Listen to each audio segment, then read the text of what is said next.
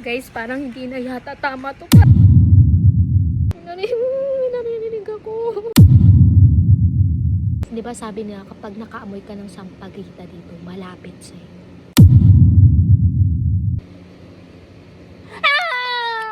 Mama! Guys, it's me, Duday, ang babaeng maangas at may biralang Manix Five! So, ayun guys. Anyway, hindi pala dapat tayo masaya. Charis, eto nga, kinakabahan ako kasi meron akong isang gagawin na challenge. Actually, challenge ko yung sarili ko na gawin to kasi nga dahil, alam nyo na, malungkot pa rin ang, gusto ko pa rin mag-explore ng ako lang mag-isa. So, kung napapanood yung ako lang talaga mag-isa, wala akong katao-tao dyan, no? Kahit libutin natin yung walang tao dyan. Kasi nga, guys, meron akong challenge na gagawin at ito yung 3 AM challenge! Alam niyo kung saan? Bakit ba ako may tuwalya? 3 AM challenge sa pool. Dito sa Manix House! Oh my God! Alam niyo naman na may mga kwento-kwento dito sa Manix House. Lalo na sa pool area, ang dami puno.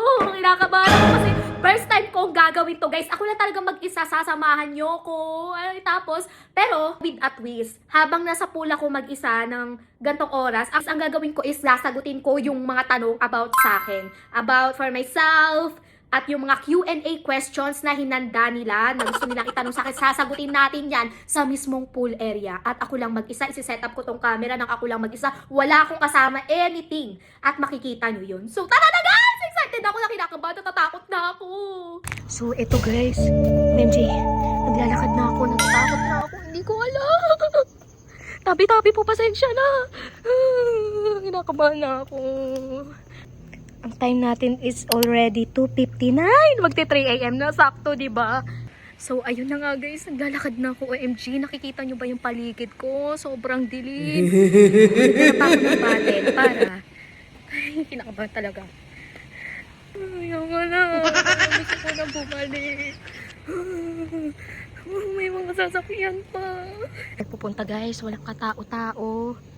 Makikita nyo, dito pa naman yung may mga kwento. Ay, naku na. Lord, guide me. Lord, please. OMG. May naka-flashlight tong phone ko, pero pag nandito ko sa pool, sobrang nakakatakot, guys. Guide me, Lord. So, guys, nandito na ako sa pool area. Wala.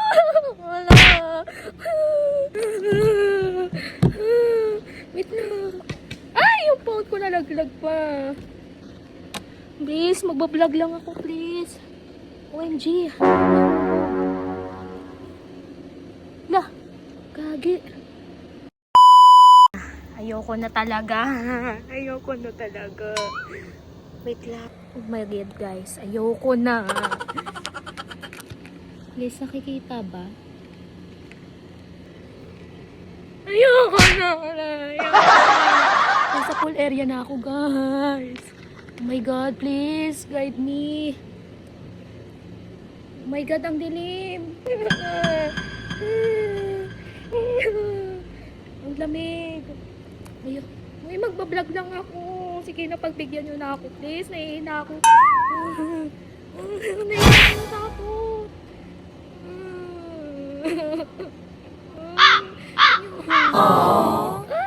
Ayoko na. Ayoko na. Wait lang guys, at ako talagang wala talaga katawa.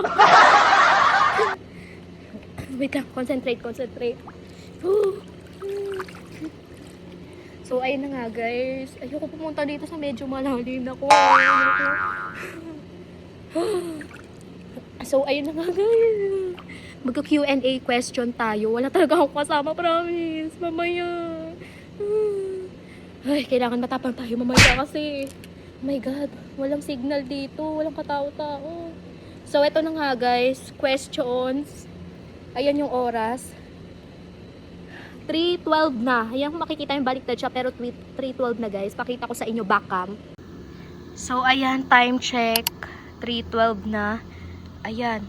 As in, ako lang mag-isa sa pool. Oh my God, ba't wait lang. Nakakatakot talaga. Pero dahil challenge ko to sa sarili ko, oh my God. Oh. So, magbabasa tayo ng mga questions. Ayan, naka-screenshot na sa akin lahat yan. Nag-ask pala ako guys sa TikTok mismo, sa bulletin ko. Oh my God, ayokong lumubog. Ayoko. God, oh my God. So, ang unang question galing kay Jasmine Galang. Shout out sa'yo. Can you tell about what happened sa inyo ni Kuya Kiven? So, tinatanong niya kung ano daw nangyari sa amin ni Kiven. And, ayun, syempre kailangan ko sagutin. So, ayun na nga guys. Ang nangyari sa amin ni Kiven. Wait lang. Bubelo. Napag-desisyon na niya nang umalis at nagulat na lang ako na... Actually, naghihintay ako. Yung vlog namin kay Ate Sandra, yung last vlog, naghihintay ako doon na... Isang araw akong wait lang, may nagsasalita. Sino ba? Isang araw ako naghihintay doon. Actually, pumunta ata ako sa terminal ng umaga at ginabi ako. Then, nung paggabi ng time, nung kinagabihan, kasi hindi ko rin makita si Ate Sandra, tinatanong ko, asa na kaya sila? Ano nang nangyari? So, dahil na sobrang lungkot ng vlog na yon, yung nasa terminal na, nakita ko na si Kiven, may maleta na. Yun pala, alam din pala ni Ate Sandra na aalis na siya. They ask you how you are, you just have to say that you're fine when you're not really fine. Diba? Umiyak ako, sobrang naiyak ako dahil pinipigilan ko siyang umalis. Kaso, ano magagawa ko? Choice niya yun eh. Akala ko hindi mo na ako iiwan, Kiven. Ganun na sa isip ko, nung bumalik siya, sabi ko, okay na kami. Pero, wala.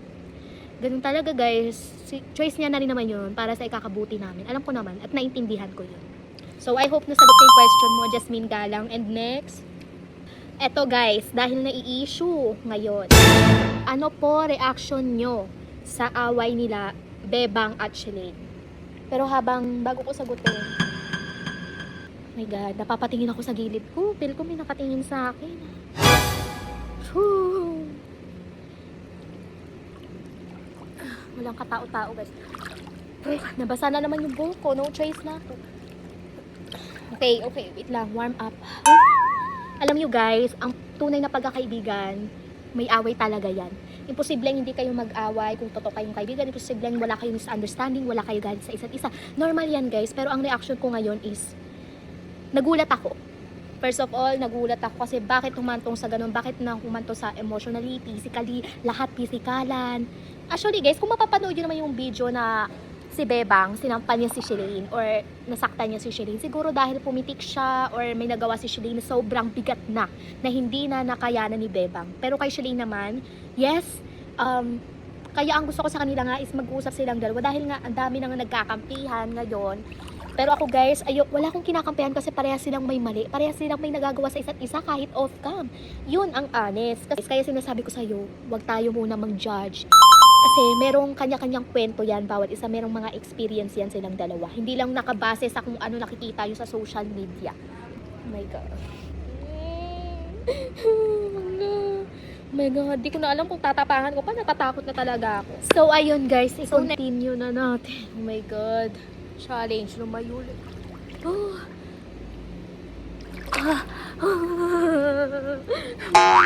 Ayoko tumingin, ayoko. Ba naman naiisip ko?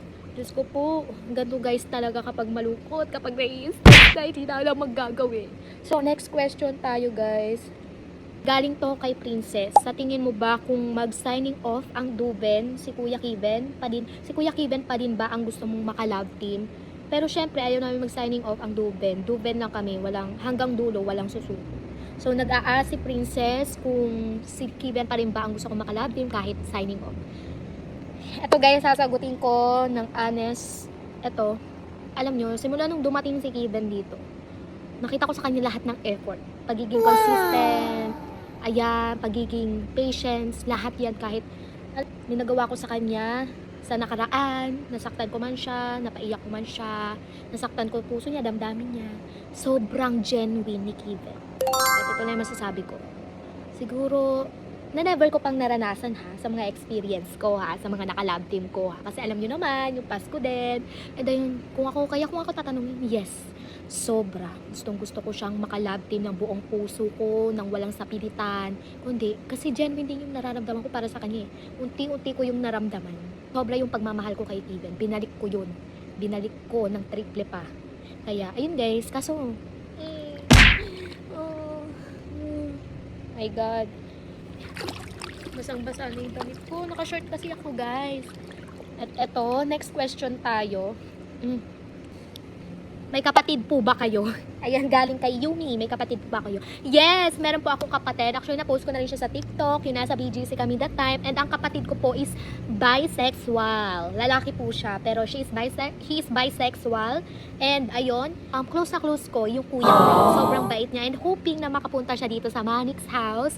Once na may mga event, ganyan. Kasi gusto niya din makapunta dito. Gusto niya makadalaw dito, makita to. So ayun guys, yung kapatid ko na is matalino. Matangkad, maputi. Mas maputi pa sa akin pag nakita nyo yan sa TikTok. Makikita nyo siya. So, ayun, next question ulit. Ang lamig ng pool, guys. Oh my God. Alam nyo ba, pag naamoy, wait lang. Hindi ba sabi nila, kapag nakaamoy ka ng sampaguita dito, malapit sa'yo. Ayoko na guys, ayoko na. Ayokong tumingin. So na, next question. Medyo ano tong question na to ha? Bakit nagtanong sa akin ito ha? Pass is pass. Galing kay Danica Likup. Ano pong gagawin nyo if babalik si Kuya D sa Manix house? Oh my God. Bakit naman ito yung aba. Ito guys, kilala nyo naman kung sino si D. Syempre yung pass na ano ko. Ayun, ano pong gagawin ko? Hindi ko rin alam. Siguro, unang-una masyashock ako. Kasi bakit nandito ka ta? Ay, charis. Hindi, siguro ayun nga, masyashock ako sa una kasi what's the reason kung bakit, ano niya, ipupunta niya dito since sinabi na nga ni sir na hindi na siya part ng M house and ayun. Pero ako humble pa rin naman ako, wala akong galit kasi alam nyo guys, wala naman talaga dapat ikagalit kasi work is work lang naman. And also I respect his girlfriend, she's so pretty and ayun, respeto natin yon. Nirerespeto ko, syempre, decision niya yon and yung past na nangyari and hindi ko na kailangan mag-talk about yun kasi past na nga. Ayun guys, kung babalik man siya, proud ako kung makabalik man siya kasi may kanya-kanya naman tayong tadhana moments, may kanya-kanya tayong goals sa buhay and supporta lang natin siya kung nasan din siya ngayon. Yun lang yung sagot ko. And next na tayo. Actually, madami pa tong question na to pero ilan na lang siguro yung babanggitin ko, 'di ba? Kasi anong oras na natatakot na rin ako. Sobrang dilim talaga, wala talagang tao dito. At 'di ba may mga tumutunog-tunog. So ayun guys, next question natin is galing kay walang pangalan basta ito na babanggitin ko na lang. Ito, tanong niya is madami ka bang favorite editor at sino-sino? Yes, meron akong favorite editor. Lalo na, syempre, sa aming dalawa ni Kay. Meron kami. Actually, kilala nyo na rin naman kung sino yung laging nag-edit sa amin, di ba? Si Say. Tas yung name niya sa TikTok is yung Duven Love Team. Tapos, Princess.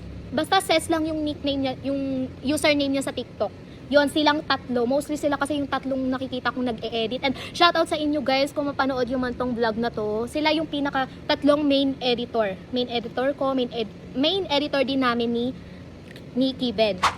So guys, time check muna tayo. 3:37 na at grabe, sobrang dilim pa rin. Ayan. Ako pa lang din mag-isa. Wala talagang tao. Wala din pumupunta dito. So, ayun guys, dahil anong oras na baka abutin pa ako ng siyam-siyam dito, babanggitin ko na yung dalawa pang tanong. Last na siguro yun kasi ayoko na rin talaga magtagal dito. Nakakatakot talaga guys, promise. Nilalakasan ko lang yung loob ko para matapos tong challenge ko sa sarili ko. Galing kay Risa. Kung papipiliin po kayo, saang lugar gusto nyo puntahan kasama si Kiven at saan daw yun? Gusto ko palang puntahan na lugar kasama si Kiven ay sa Siargao. Wow! Yes, gusto ko doon ulit makapunta. Kasi alam nyo ba guys, na sobrang ganda doon. Pero sobrang expensive ng mga gastusin. Kaso mas maraming magagandang places din sa Siargao. Island talaga siya guys. Kasi nakapunta na ako doon, 2018. Last punta ko doon, 2018. Pabata pa ako noon. Pero ang kasama ko, family ko. So, gusto ko kasing balikan yun kasi ngayon ulit hindi pa nauulit yung pagpunta namin doon hindi pa naulit yung pagpunta namin doon. Pero kung kasama ko pa ngayon si Kiven at kung gusto namin mag-travel dalawa, 'di ba? Fantasy yung atake. Siargao yung pipiliin ko, guys, kasi isa rin siya sa province namin and gusto ko siyang idala doon dahil may bahay yung lola ko doon sa Siargao. Kaya ayun, Siargao yung gusto kong puntahan na. Kaso wala na siya eh. Oh, yun lang. Pero ayun talaga guys, yun yung gusto kong puntahan. And last na to. So may nagtanong dito, galing kay Ella. Ang sabi niya, Ano ang pinaka-green flag ni Duday? Nga ni Ella Bites, kung ano ba pinaka-green flag sa akin, siguro yung pagiging concerned ko sa isang tao. Kasi guys, ako sobrang concerning ko. Lalo na guys, kapag sobrang concerned kong tao kapag may sakit yung isang kaibigan ko, kunyari sa Ella, pag may sakit siya, sobrang concerned ko. Ano ba? Huwag yun, takutin. Nag-vlog pa ako. Wait lang, patapos na nga eh.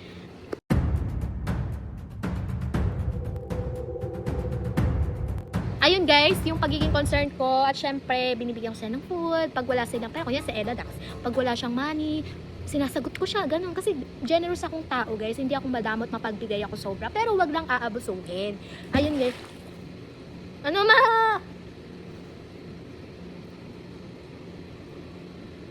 Guys. Isa pa. Huwag mo akong takutin. Guys, saririnig niyo ba yung parang may namamato? So, ayun guys, last question. Last question na yon. I hope na nagustuhan nyo yung vlog na to. And kung may gusto pa kayong maraming itanong, itanong nyo lang at mag-suggest lang kayo ng mga vlogs na gusto nyo ipagawa sa akin guys. Go lang and,